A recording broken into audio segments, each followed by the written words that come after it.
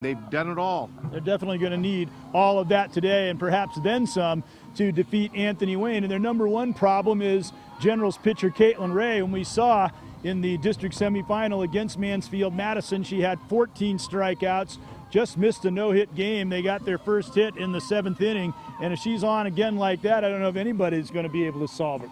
No, she's got a dominant fastball. She's a great pitcher, doesn't fall behind on the count, and she attacks the batter. So look for her to do the same today. Notre Dame is going to have to hit the ball more than Mansfield-Madison did, obviously, and they're going to have to stop this very potent Anthony Wayne offense. But one player who could lead their offensive surge is a freshman in KT Rex, who's batting well over 500, and she's been hitting well in the tournament. KT Rex has had a great year as a freshman, does a great job calling shots behind home plate, but she had some great big hits in the game against St. Ursula, which helped Notre Dame move on. It's one thing that Notre Dame has been getting from several players is timely hits. That's one of the things that will propel you a long way, and that's why they're here playing for a district title today. Ball and a strike here. So KT Rex is batting .529, just a freshman. So many outstanding underclassmen and freshmen in particular. There's 5 of them on this Anthony Wayne team that are all outstanding, and here's another one in KT Rex. And most of them, they look very much like junior or senior players.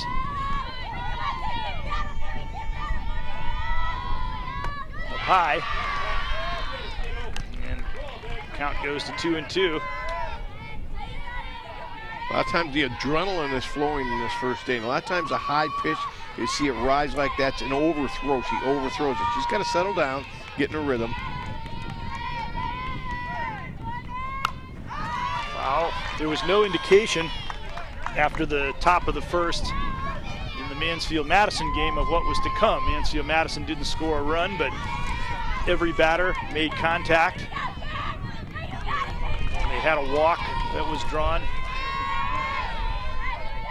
But after that, practically untouchable was Caitlin Ray, although she did go to a few full counts, as she has done here now on KT Rex, who had 2 hits, 2 RBIs, a big 2 RBI hit to help salt away the St. Ursula win, and she was 4 for 4 with a double and a home run against Whitmer in the sectional final for Notre Dame. So she has definitely been leading them, and then she got hit on the shoulder. Would have been ball. Her defense help her out, not thinking that she has to do it all herself. She's not going to be a pitcher that typically gets 15 strikeouts in a game, although she did get 10 in the Whitmer game.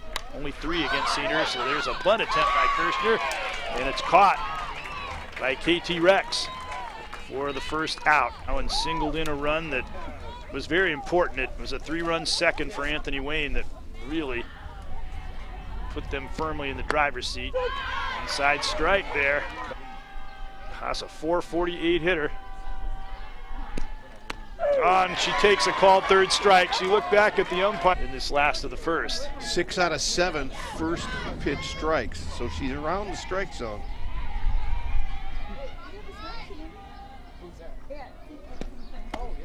Strike again. They're going to throw down to second, and they've got her. And Josie Monroe was thrown. Check doesn't really have, so she has to really rely on savvy. And here she induced a pop-up. Will that ball stay in play? Yes. And Rex makes the catch. So good job there by Graychick to get check, which is still tough to catch up to. Strike called. And that's both teams, but both pitchers are hitting their location. Ziegler, a .234 hitter. Takes that one down low in an inning that should have been over.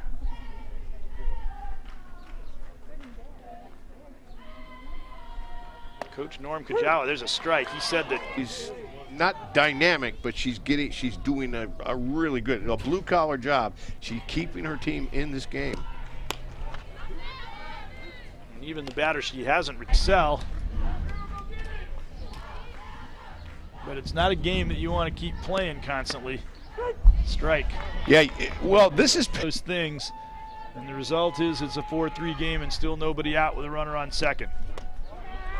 You know, it's amazing how that works. Can get out to a 3-run advantage. They're really going to seriously be in control of this game. But now they have the lead runner on second.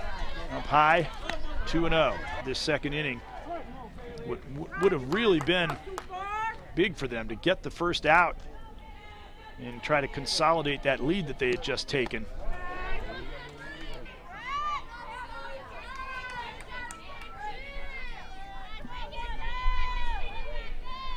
1-1, Caitlin Ray, known as a strikeout pitcher. Graychick not so much, but she did have 10 strikeouts in that Whitmer game earlier. Swung on Rex, hit it hard, and over the left fielder. Cowan took a step in,